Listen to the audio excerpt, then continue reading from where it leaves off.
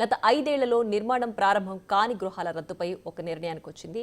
ప్రస్తుతం మంత్రి పార్థసారథి మాట్లాడుతున్నారు. లైవ్ చూద్దాం. సబ్సిడీ ఇవ్వడం జరుగుతుందని చెప్పేసి మనం చేస్తాను. అదేవిధంగా మ్యాక్సిమం 2,000 రూపాయలు పర్ స్క్వేర్ ఫీట్, అంటే సపోజ్ ఒక 1000 స్క్వేర్ ఫీట్ డెవలప్ మినిమం 10,000 చేయాలి. 10,000 స్క్వేర్ ఫీట్ చేస్తే మ్యాక్సిమం 2,000 రూపాయలు పర్ స్క్వేర్ ఫీటు సబ్సిడీ ఇచ్చే కార్యక్రమం చేస్తున్నామని చెప్పేసి మనం చేస్తాను.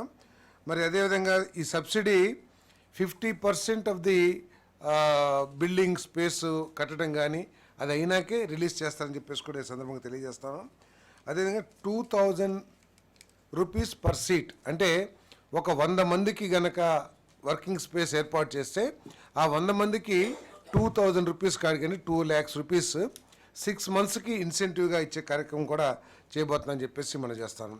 అదేవిధంగా నైబర్హుడ్ వర్కింగ్ స్పేస్ ఏదైతే ఉందో గ్రామాల్లో లేకపోతే మండల హెడ్ క్వార్టర్స్లో ఏదైతే స్టార్ట్ చేస్తారో అక్కడ మినిమం 10 సీట్లు, అంటే 10 వర్క్ స్టేషన్స్ కావాలి. Minimum 1,000 square feet developed area ఉండాలి. అంటే ఒక చిన్న స్పేస్లో కూడా దాంట్లో ఒక 10 మంది పనిచేస్తే ఆ మండల హెడ్ క్వార్టర్స్లో వాళ్ళకి 50% కేపెక్స్ కాస్టు, అదేవిధంగా 1,000 rupees per square feet, 80% subsidy release చేస్తాం. అది 50% వర్క్ అయిపోయిన తర్వాత వాళ్ళకి 1,000 రూపీస్ పర్ సీట్. సపోజ్ ఒక 10 సీట్లు పెట్టారనుకోండి, 10,000 రూపాయలు 6 నెలల రూపాయలు 6 నెలలు ఇచ్చే స్కీమ్ ఇన్సెంటివ్స్ ఇస్తామని చెప్పేసి కూడా మీకు మనం చేస్తాను. అదేవిధంగా ఐటీ క్యాంపస్ అంటే మీకు తెలిసిందే, చాలా పెద్ద 5 లక్షలు పైబడి ఉండే ఫ్లోర్ ఏరియా ఏదైతే ఉంటుందో ఆ ఐటీ క్యాంపస్లో ఎవరైనా ఏర్పాటు చేస్తే వాళ్ళకి 50% క్యాపిటల్ సబ్సిడీ ఇస్తారు. 2,000 రూపాయలు పర్ స్క్వేర్ ఫీట్ ఇవ్వడం జరుగుతుంది. అదే 5 సంవత్సరాల్లో. అదేవిధంగా 30% ఇచ్చిన తర్వాత కన్స్ట్రక్షన్ అయిన తర్వాత ఈ సబ్సిడీ రిలీజ్ చేసే కార్యక్రమం చేస్తామని చెప్పేసి కూడా ఈ సందర్భంగా తెలియజేస్తాను. ఇవన్నీ ఏంటంటే ఈ రాష్ట్రాన్ని ఐటీ హబ్గా డెవలప్ చేయాలి. ఈ రాష్ట్రంలో చదువుకొని పైకొస్తున్న అనేక మంది యువతి యువకులకి ఉపాధి భరోసా కల్పించాలనే లక్ష్యంతో వీరందరి రాష్ట్ర ఆర్థిక పరిస్థితి అభివృద్ధి చెందాలనే లక్ష్యంతో ఈ పాలసీని తీసుకురావడం జరిగిందని చెప్పేసి మనం చేస్తాను. ఈ పాలసీ అట్టడుగు స్థాయిలో వ్యవస్థాపక సంస్కృతిని పెంపొందించడం, అదేవిధంగా ఆంధ్రప్రదేశ్లోని ప్రతి గ్రాడ్యుయేట్ను గ్లోబల్ మార్కెట్ స్థాయికి తీసుకువెళ్లేందుకు వారి జీతభత్యాలు, ఈ మధ్య మనం చూస్తూ ఉంటాం, ఇంజనీరింగ్ చదివినా కూడా 10,000కి 15,000 రూపాయలకి ఉద్యోగం చేసే పరిస్థితి మనం చూస్తూ ఉన్నాం. అట్లా కాకుండా వాళ్ళకి వారి గ్రామంలోనే ఇవన్నీ ఏర్పాటు చేసి అత్యధిక జీతాలు పొందే అవకాశం కల్పించడం కోసం ఈ పాలసీ తీసుకురావడం జరిగిందని చెప్పేసి మనం చేస్తాను. అదేవిధంగా INC policy, Andhra Pradesh textile apparel and garments policy 4.0 2429 ఏదైతే ప్రవేశపెట్టిందో ఆ పాలసీని కూడా క్యాబినెట్ ఆమోదించడం జరిగిందని చెప్పేసి మనం చేస్తాను. తక్కువ పెట్టుబడితో ఎక్కువ ఉద్యోగ అవకాశాలు కలిగిన రంగం ఈ రంగం అని చెప్పి అపెరల్ అండ్ గార్మెంట్స్ రంగం అని చెప్పేసి మనం చేస్తాను. వచ్చే 5 సంవత్సరాల్లో 10,000 కోట్ల పెట్టుబడి లక్ష్యంగా, అదేవిధంగా 2 లక్షల మందికి ఉద్యోగ అవకాశాలు సాధించే లక్ష్యంగా ఈ పాలసీని తీసుకురావడం జరిగిందని చెప్పేసి మనం చేస్తాను. ఈ 24-29 సమయంలో దాదాపు $1 బిలియన్ ఎగుమతిని సాధించాలని చెప్పేసి ఈ ప్రభుత్వం ఈ కూటమి ప్రభుత్వం ఈ పాలసీ ద్వారా లక్ష్యంగా పెట్టుకుందని చెప్పేసి మనం చేస్తాం. మరి మన రాష్ట్రంలో దీంట్లో నైపుణ్యం కలిగిన జనాభా చాలా ఎక్కువగా ఉన్న విషయం మనకు తెలిసిందే. పద్మశాలీలు కానివ్వండి, ఏదైతే చేనేత కార్మికులు ఉన్నారో వాళ్ళందరికీ కూడా మెరుగ్గా ఉంటుందని చెప్పేసి కూడా నేను మనవి చేస్తాను. వీటి కోసం ఈ పార్క్స్ ఏర్పాటు చేయడమే కానీ మౌలిక వసతులు ఏర్పాటు చేయడమే కాకుండా రాయితీలు కూడా పెద్ద ఎత్తున ఇవ్వటం జరుగుతుందని చెప్పేసి మనం చేస్తాను. పీపీపీ మోడ్లో 5 టెక్స్టైల్ పార్క్స్ని కూడా ఏర్పాటు చేయాలనేది ఈ పాలసీ యొక్క లక్ష్యం అని చెప్పేసి మనం చేస్తా ఉన్నాను.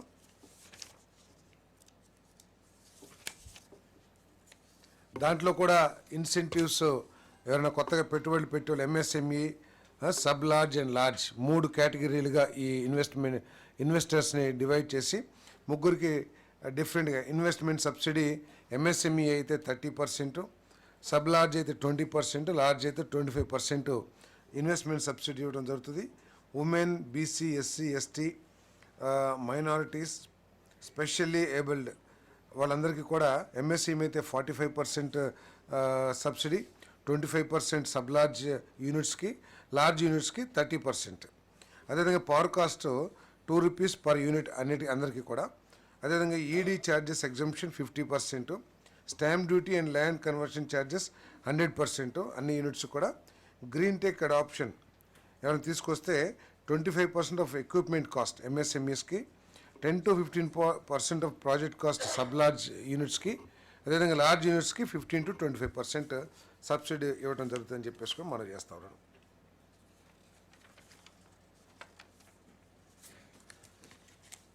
మౌలిక వసతులు, పెట్టుబడులు.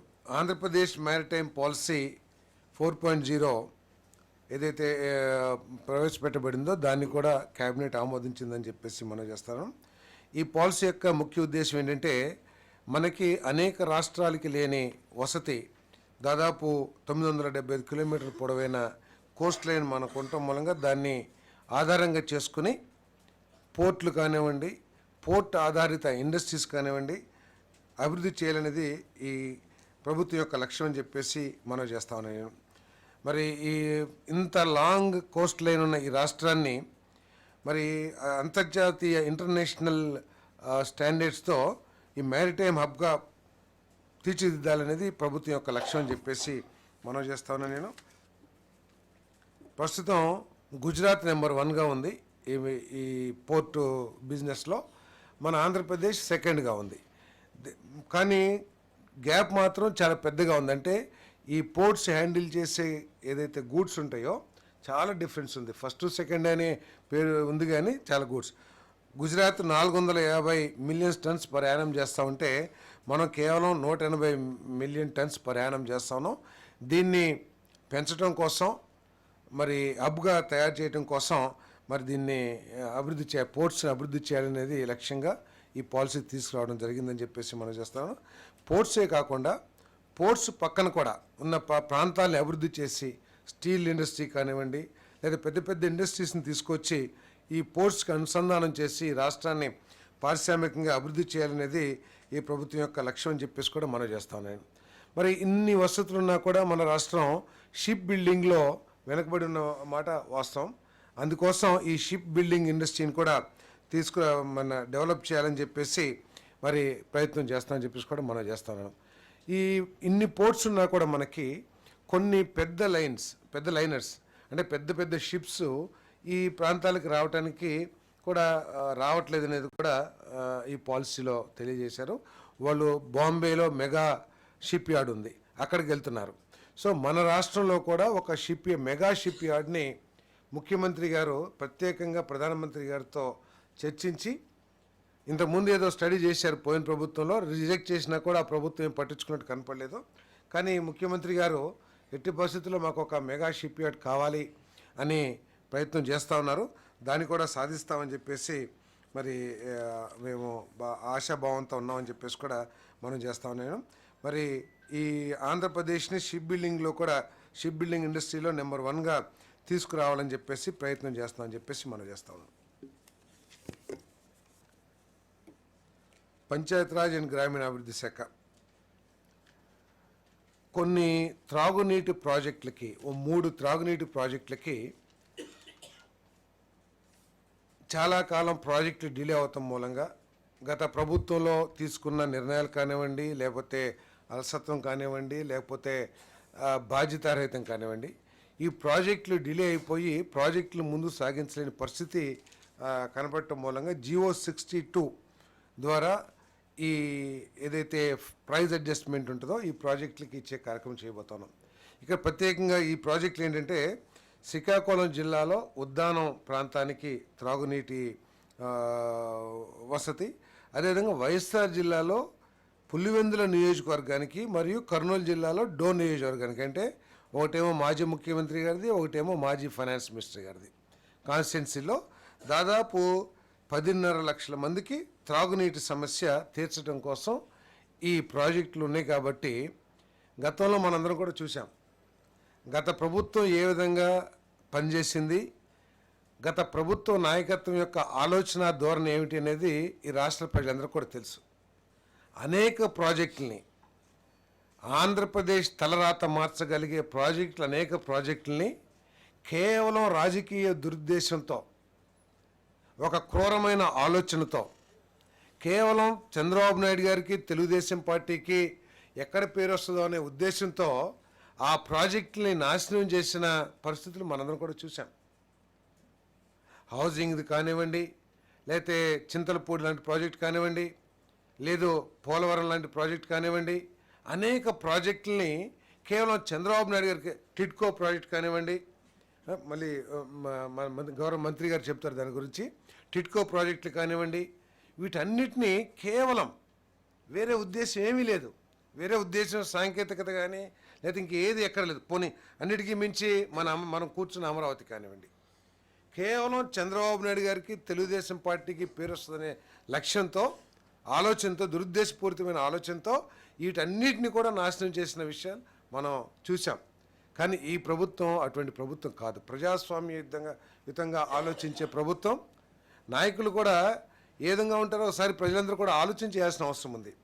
గతంలో మీరు కూడా చూసి ఉంటారు, ఏ రాజకీయ శాసనసభ్యుల మీటింగ్ కానీ రాజకీయ మీటింగ్ కానీ జరిగితే గతంలో నా ఫోటో పెట్టుకుని గెలిచారు, నా ముఖం చూసి మీకు ఓటేశారు, నా మూలంగా గెలిచారు, మీరేంటి అనే ఆలోచన దూరంతో మాట్లాడే, అదేవిధంగా తల్లిని కూడా తీసేసే అధ్యక్షురాలుగా నేనే జీవితాంతం లైఫ్ టైం అధ్యక్షుడిగా ఉండాలని ఆలోచించే ఆ ఆలోచన ధోరణి నుంచి మీరు గెలవటానికి కారణం ఏమిటి అని ఒక నేషనల్ మీడియా అడిగితే, కూటమి ప్రభుత్వం గెలుపుకి, పార్టీల గెలుపుకి గత ప్రభుత్వం మీద ఉన్న వ్యతిరేకత, సరైన సమయంలో పవన్ కళ్యాణ్ గారు కానీ భారతీయ జనతా పార్టీ కానీ తీసుకున్న నిర్ణయాలు కానివ్వండి, మా కార్యకర్తల కృషి కానివ్వండి, ఈ కూటమి ఘన విజయానికి కారణం అని చెప్పే ఆలోచన విధానానికి ఎంత మార్పు ఉందో ఈరోజు ఏదైతే క్యాబినెట్ నిర్ణయం తీసుకుందో దానికి కూడా అంత తేడా ఉందని చెప్పేసి మనం చేస్తాము. గత ప్రభుత్వం విధ్వంసకరమైన ఆలోచనలతో అనేక రాష్ట్రానికి మేలు చేసి అనేక ప్రాజెక్టుల్ని ధ్వంసం చేస్తే, ఈ 3 పులివెందల గత ముఖ్యమంత్రి గారి కాన్స్టిట్యున్సీ దాదాపు 90%, 80%, 60% ప్రోగ్రెస్లో ఉన్న వర్క్స్కి ఈరోజు ప్రైజ్ అడ్జస్ట్మెంట్ ఇచ్చి వాళ్ళకి ఆ పనులు పూర్తి చేయడానికి ఈ ప్రభుత్వం నిర్ణయం తీసుకుందని చెప్పేసి నీటి ప్రాజెక్టులు. ఎందుకంటే అక్కడంతా కూడా డ్రాట్ ఏరియా, కరువులకి ఎక్కువగా గురయ్యే ప్రాంతాలు కాబట్టి కేవలం ప్రజల సమస్యలు దృష్టిలో పెట్టుకుని దీన్ని ఆమోదించడం కూడా జరిగిందని చెప్పేసి మనం చేస్తాం. గృహ నిర్మాణం, PMAY urban, PMAY Grameen, PMAY JANMAN 1.0 ఈ పథకం ద్వారా ఈ రాష్ట్రానికి కేటాయించబడి నిర్మాణం పూర్తి కాని గృహాలన్నింటినీ కూడా కొనసాగించి పూర్తి చేయడానికి కేబినెట్ ఆమోదం పొందడం జరిగిందని చెప్పేసి మనం చేస్తాం. నేను ఈ డిసెంబర్ 2024కి ఈ స్కీమ్ పూర్తి అయ్యే నిబంధనలు ఉన్నా కూడా ప్రత్యేకంగా ముఖ్యమంత్రి గారు కోరిక మేరకు ఈ ఇళ్లను నిర్మించడానికి 26 మార్చి వరకు కూడా కేంద్ర ప్రభుత్వం ప్రత్యేక దృష్టితో అవకాశం కల్పించిందని చెప్పేసి కూడా ఈ సందర్భంగా తెలియజేస్తా ఉన్నా. నేను ఇంకా 6.41 లక్షలు ఇల్లు పూర్తి చేయాల్సిన అవసరం ఉంది. ఆ 6.41 లక్షలు అర్బను, అదేవిధంగా 1,09,000 గ్రామీణ్ ఈ ఇళ్లను కూడా పూర్తి చేయాలని చెప్పేసి క్యాబినెట్ నిర్ణయం తీసుకుందని చెప్పేసి మనం చేస్తాము.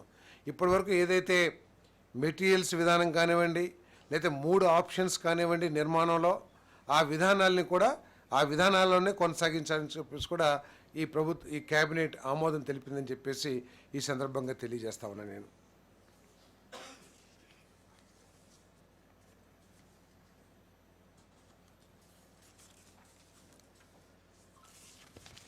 ఇంతకుముందే టూరిజం పాలసీ, అదేవిధంగా వైద్యం, కుటుంబ హోమియోపతిక్ మెడికల్ ప్రాక్టీషనర్స్ పాలసీలో ఇంతకుముందే మంత్రిమండలి ఆమోదించినా కూడా దాంట్లో కొన్ని పెట్టుబడులు రాబట్టడానికి కోసం కొన్ని అమెండ్మెంట్స్ చేశారు. వాటిని ఈరోజు ఈ టూరిజం పాలసీలో కలపడం జరిగిందని చెప్పేసి మనం చేస్తాను.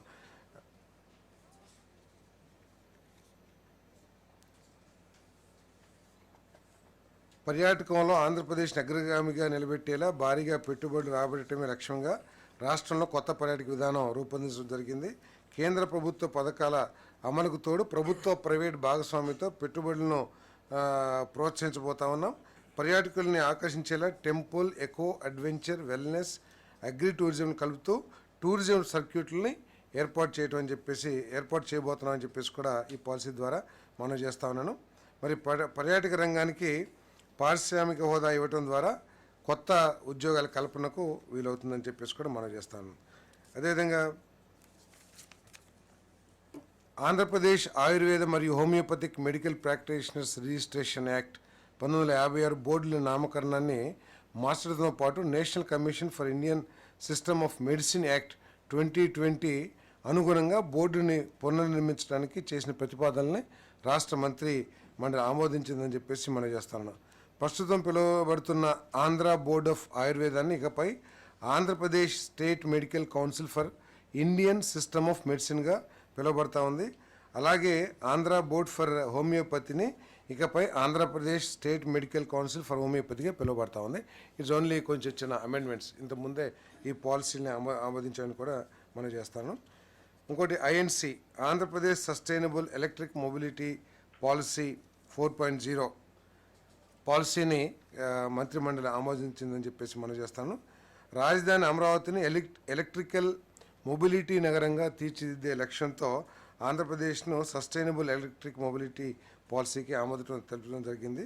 ఈ నూతన పాలసీ ద్వారా 30,000 కోట్లు ఇన్వెస్ట్మెంటు, దాదాపు 60,000 ఉద్యోగాలు వస్తాయని చెప్పేసి మనం చేస్తాను.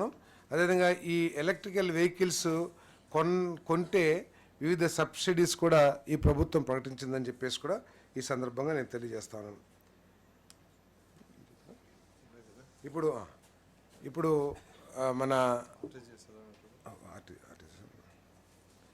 మనకి ఆర్టీజీఎస్ మనందరికీ తెలిసిందే. చంద్రబాబు నాయుడు గారు గతంలో ఈ ఆర్టీజీఎస్ తీసుకొచ్చి రాష్ట్ర పరిపాలనలో ఒక గొప్ప రిఫార్మ్స్ తీసుకొచ్చిన విషయం మనకు తెలిసిందే. ఈరోజు రియల్ టైమ్ గవర్నెన్స్ 4.0 అమలు కోసం మరియు ఆర్ఎఫ్పిఎస్ ఫ్లోటింగ్ కోసం అనుమతించేందుకు చేసిన ప్రతిపాదనకు రాష్ట్ర మంత్రిమండలి ఆమోదం తెలిపింది. పౌర సేవలను సులభతరం చేయటం, పాలనలో వేగం పెంచడమే లక్ష్యంతో రియల్ టైమ్ గవర్నెన్స్ 4.0 అమలు చేయడానికి ప్రతిపాదించడం జరిగింది. అంటే దీంట్లో ఏంటంటే రేపు నుంచి ఈ వాట్సాప్ ద్వారానే అన్ని సర్టిఫికేట్స్, మీ డెత్ సర్టిఫికేట్ కానివ్వండి, డేట్ ఆఫ్ బర్త్ సర్టిఫికేట్